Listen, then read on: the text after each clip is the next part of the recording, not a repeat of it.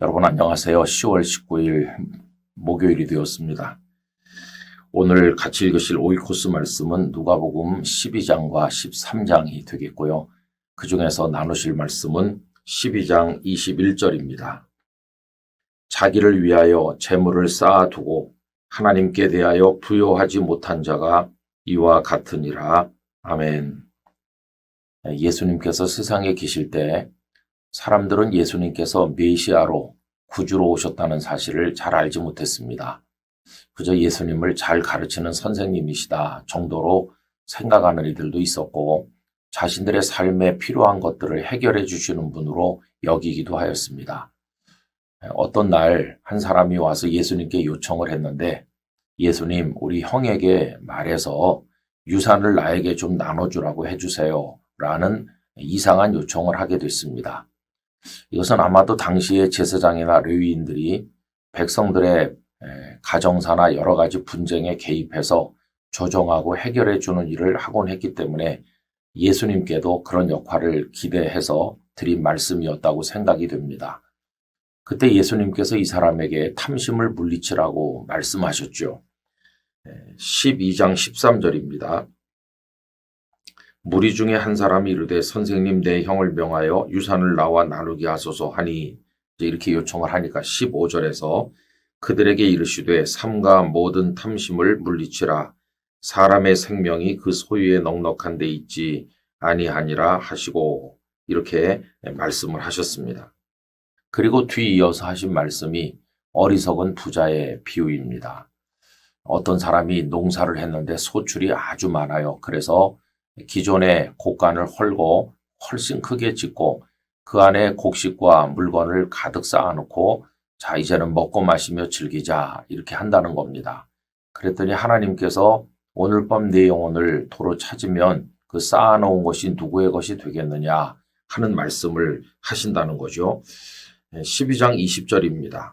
하나님은 이르시되 어리석은 자여 오늘 밤에 내 영혼을 도로 찾으리니 그러면 네 준비한 것이 누구의 것이 되겠느냐 하셨으니 그리고 나서 바로 이어서 오늘 본문을 말씀하신 겁니다. 자기를 위하여 재물을 쌓아두고 하나님께 대하여 부요하지 못한 자가 이와 같으니라. 여러분, 자기를 위해서는 많은 생각을 해요. 어떻게 하면 노후를 잘 보낼까, 풍성하게 잘 살 수 있을까, 연구도 많이 해요. 그리고 실제로 행동을 해요.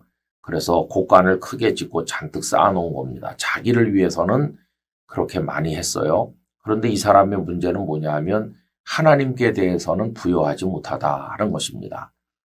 여러분, 하나님께 대해서 부요하지 못하다는 게 무슨 뜻일까요? 그것은 그의 마음에 하나님께서 차지하는 자리가 없는 걸 말해요. 자기 자신에 대해서는 많이 생각하고 노력하는데 하나님을 생각하는 마음은 아주 작아요. 여러분, 우리는 어떨까요? 여러분, 하나님에 대한 묵상이 많으십니까? 하나님을 많이 생각하십니까? 하나님을 많이 생각하면 하나님이 어떤 분이신지를 알게 됩니다. 방금도 비유와 연관해서 얘기를 하면은 하나님은 그에게 곡식을 많이 주신 분이세요. 또 하나님은 그에게 생명도 주신 분이세요. 하나님께서 실제적인 주인이십니다. 이 부자의 생명의 주인, 이 부자의 많은 재물의 주인이 하나님이세요. 하나님은 당신의 뜻대로 모든 걸 하시는 분이심을 알게 되겠죠. 하나님께서 생명을 주기도 하고 걷어가기도 하시는 분이세요. 재산을 주기도 하고 걷어가기도 하시는 분이세요. 그래서 하나님의 뜻 안에 내 생명도 나의 모든 것도 속해 있다는 걸 이 사람이 알았더라면 이렇게 먹고 마시고 즐기자고 하진 않았을 거예요. 오히려 그것을 재물이든지 자신의 생명이든지 하나님의 뜻을 위해 사용하려고 했을 것입니다. 그런데 이 사람은 하나님께 대해서 부여하지 못해요. 하나님에 대한 묵상이 빈곤한 거죠. 하나님 생각을 안 하는 거죠. 결국 그는 자신의 뜻대로 그렇게 하면 노후를 잘 보낼 수 있을 것처럼 생각을 했지만 참 주인이신 하나님께서 그의 영혼을 도로 찾으신다면 그다음에 어떻게 될 것인지는 이 사람은 몰랐던 것이에요. 여러분, 우리는 하나님에 대해서 부여해야 됩니다. 하나님 묵상을 깊이 하고 더 많이 해야 됩니다.